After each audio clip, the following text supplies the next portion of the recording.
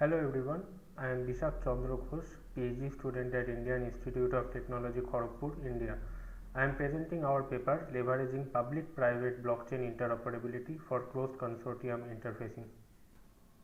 Online service providers or online marketplaces are gaining popularity in various sectors such as e-commerce, hospitality, media streaming, etc. So these typically use web or mobile app interfaces where users can send their requests and avail different services. However, often such online service providers are a collection of organizations collaborating in a consortium instead of being a standalone one. Advantages of being in a consortium includes gaining access to a larger set of end user consumers while the platform is able to offer wider range of offerings to its users and meet user demands by resource sharing. Example of such consortium include different sellers in eBay or Amazon, where actually eBay or Amazon is only acting as an online platform where the actual service is being provided by different sellers. The limitations of such architecture are that firstly, they are governed by a centralized authority, often giving it an unfair advantage. For example, often e-commerce platforms are found promoting their own affiliated brands and products, or media streaming services promoting their own shows. Moreover, these form a single point of contact between the service providers and its end users. Other than that, there are also risks of profit sharing, bias, manipulation, and more. Therefore, the objective of this work is to design a transparent decentralized architecture for service providing consortium while eliminating any centralized broker or marketplace. The main requirement for such a decentralized architecture is to ensure that while eliminating the central broker or marketplace, all its functionalities are preserved. Consider a consortium with some service providers marked as SPs here and consumers who want to avail services from them. The consumer request must be delivered to the SPs without the centralized broker. Therefore, the consortium should have a unified interface to its consumer without any central point through which they can view catalog, query prices, request for services, etc. After the requests are received by the service providers, they must now coordinate and agree on these requests and process them without any central coordinator or mediator.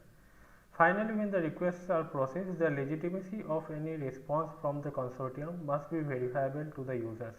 It must not happen that a fraction of service providers are able to maliciously deceive some of the users. While working towards these requirement goals, we must take into account certain challenges. Firstly, some service providers might be Byzantine faulty, so they might maliciously try to affect the pricing, scheduling, and also manipulate user requests. Secondly, end user consumers might also exhibit Byzantine behavior. At the same time, they are also able to create as many identities and accounts as they want, just like email IDs, and thus use Sybil attack to compromise the system. And third, the consortium has no single trusted spokesperson. As a result, the legitimacy of any response from the consortium has to be verified against the agreement among the service provider. Thus, the manifestation of such agreement while not revealing sensitive consortium information is a challenge. So, coming to related works, permission blockchain based decentralized consortia are not new. Some examples are TradeLens and Marco Polo networks, which are trade finance networks, while WeTrade is a trade logistics network and IBM Food Trust is a supply chain and provenance network. So, these are all based on permission blockchain technology platforms such as Hyperledger Fabric, Hyperledger Burrow, R3 Corda, Quorum, etc. However, all these existing permission networks are business to business networks or B2B with no interaction with consumers outside the network boundary. Moreover, existing permission blockchain platforms do not provide the required protocols for interfacing with parties outside the network. As a result, service providing consortia which are actually B2C networks are still not available. Now coming to methodology, this is a thread model that we are considering in our work. We consider that at most 1/3 of the service providers might be Byzantine faulty, but non-faulty consumers control the majority of the computing power. End user consumers can create multiple accounts and identities to access the consortium, so they can create as many identities as they want. Thus, there is a possibility of Sybil attacks. Moreover, a malicious provider might try to deceive a consumer by posing as the consortium spokesperson, which we are calling impersonation attack here. And there is a threat of leakage of sensitive information which must be tackled. Coming to the choice between permissionless and permission blockchain networks for our use case, permissionless networks are open and any new member can join at any time. Users can create as many accounts as they want whenever they want. Therefore, it is suitable for the end user consumers. On the other hand, in permission networks, members have to go through a joining protocol. Therefore, end users cannot access the system freely. This also implies that each participant in a permission blockchain has a single identity. And moreover, since ledger data is private and because BFT protocols provide better transaction latency and throughput, it is suitable for B2B interactions between the service providers. In our architecture, we naturally opt for public blockchain for the consumer end of the network and private blockchain for the consortium network between providers. But now how do we integrate both of them so that they can act together to process requests from users and response from the consortium? We designed the interface starting with the public blockchain smart contract. End users participate in the public blockchain and use a service request contract to send request transactions. These transactions are flooded among the participants and finally mined in a block, which indicates that consensus has been reached on that particular transaction upon block confirmation. Now these committed transactions have to be processed by the service providers, but SPs cannot simply pick these requests from the permissionless blockchain and start processing. Problems such as some consortium members not getting the mined block in time and thus failing to participate in its scheduling, or temporary faults in the public network which partitions it in two or more parts with different accepted blocks have to be handled. So if you look at the other scenario of transferring response from the consortium to the users, then also a single SP cannot simply post a response of the consortium. This is because consortium response is always based on a consensus on the same, which must be verifiable to the end users. Thus, considering these requirements of message flow from public blockchain to private blockchain and vice versa, we find that a protocol has to be designed for interoperability between the two. Existing works are there addressing blockchain network interoperability in terms of both asset transfer and verifiable data transfer.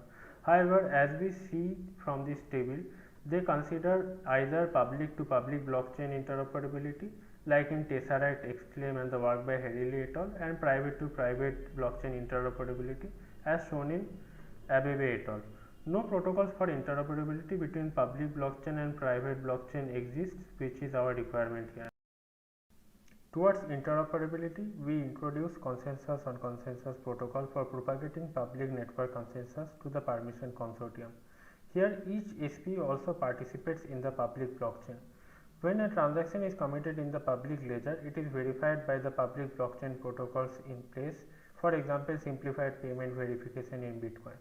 After this, for each service request, the SPs collect endorsements through propagation contract in the permission network, and when a particular request gets more than 2/3 of the SP's endorsements, it is ready for scheduling and marked as confirmed. Let us now go through the protocol step by step.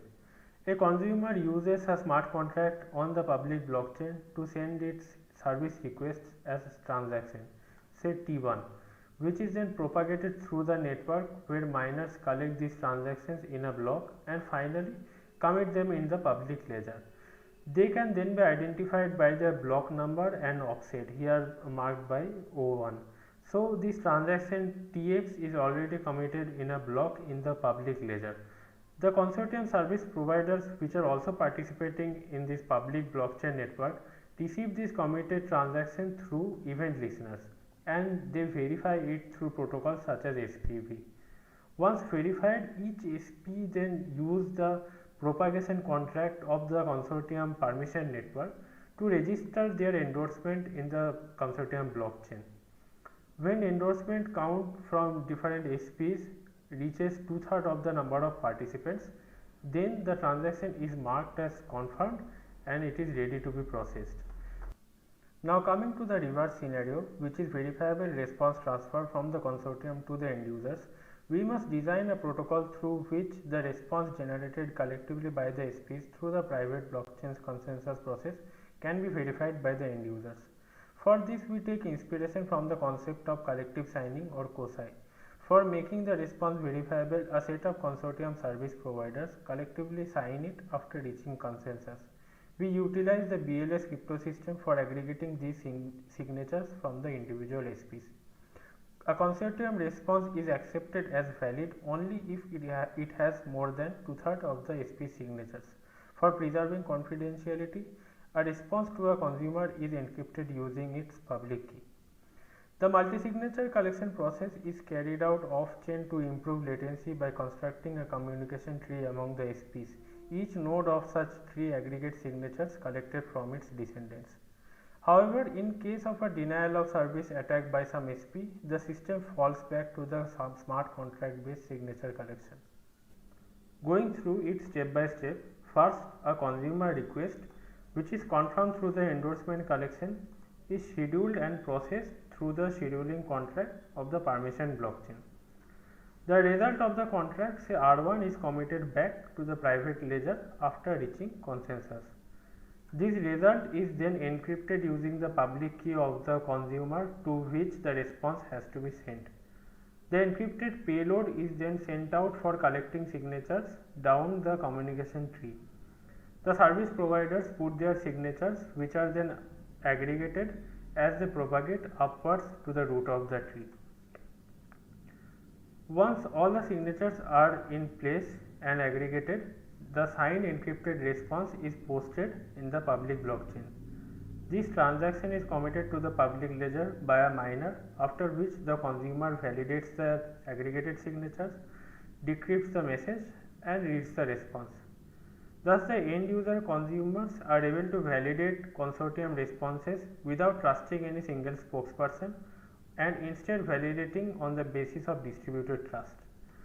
However, if during the signature collection phase some SPs refuse to cooperate and do not provide their signatures or respond with the aggregated signature, then the system falls back to the smart contract based collection in the private consortium blockchain. If such SP is not cooperating in this case, then it can be readily detected by the non-faulty participants. To demonstrate the viability of our architecture and protocols, we have implemented it for the use case of cloud federations. Here we have a consortium of cloud service providers or CSPs that provide infrastructure resources to its end users. The consumers request for VMs or virtual machines to the consortium, which are served by the providers. We have implemented a fair scheduling algorithm where the CSPs are allocated the fraction of consumer requests proportional to the infrastructure contribution in the federation. This is the test network setup with 3 cloud service providers in a consortium. We have compared Hyperledger Fabric and Burrow for the permission consortium network. While Fabric uses endorsement based consensus protocol, Hyperledger Burrow has its own consensus protocol called Tendermint, which is based on PBFT. We have used 2 test networks for Ethereum, Ropsten and Ringb. So Ropsten uses proof of work consensus, but Ringb uses proof of authority. Now coming to some results, the left hand side box plot shows the transaction confirmation latency distribution in public blockchain, both for the user requests as well as for consortium responses. We have carried out the experiment over 2 weeks with firing the transactions at different times of the day. It is observed that the proof of authority based Ringb network has much faster block mining latency than the proof of work based Ropsten network. The right hand side plot compares the gas consumption of smart contracts used in our system to a popular game called CryptoKitties. The gas consumption metric is usually proportional to the computational or storage complexity of a smart contract. Here we observe that the contracts used in our system have comparable gas consumption and fits within the gas limit. Now coming to request processing latency in the permission blockchain. In the first box plot, we can see that with fair scheduling algorithm, Fabric transaction commitment latency is significantly higher than that of Burrow. Upon investigation, we observed that the difference is created due to the nature of execution of smart contracts, which is execute order flow in case of Fabric and order execute flow in Hyperledger Burrow. With Fabric's execute order flow, several transactions become conflicting and thus fail due to the nature of the fair scheduling contract that we are using. So these transactions are then retried again and again till they are successful. And in the second box plot, we can observe that the latency becomes much closer when we use a naive scheduling algorithm in Fabric instead of the fair scheduling one, which does not cause this problem of conflicts. In order to evaluate the propagation contract latency for consensus on consensus in a scale, we have set up a mininet network, which is an emulated network with 32 nodes. The internode RTT is varied from 50 milliseconds to 400 milliseconds, and the number of CSP nodes is also varied from 2 to 32. Here we observe that our system scales very well, with the transaction latency remaining below 4 seconds even for 32 nodes with internode round trip time of 400 milliseconds. Next, in this experiment, we evaluate the MultiSignature Collection latency with similar mininet setup. While varying the number of nodes from 2 to 32 and RTT from 50 milliseconds to 400 milliseconds, we find that the MultiSignature Collection latency remains below 5 seconds. In conclusion, we have introduced a decentralized, trustless business to consumer or B2C platform using a unique combination of public and private blockchain platforms. The public-private blockchain hybrid architecture and interoperability between them is a key contribution of this work. Through the use case of cloud federations, we have shown the viability of our proposed architecture and protocols. Moving forward in future, we want to carry out further analysis on performance of the architecture using different combinations of public and private blockchain platforms such as Algorand, Corda, etc. Another interesting direction of this work is using self-sovereign identity or SSI to make the identity and certificates of the service providers accessible outside the private consortium network so that the consumers can use it for response verification. This will remove the dependence on any centralized PKI. So thank you, and I am looking forward to answering your questions.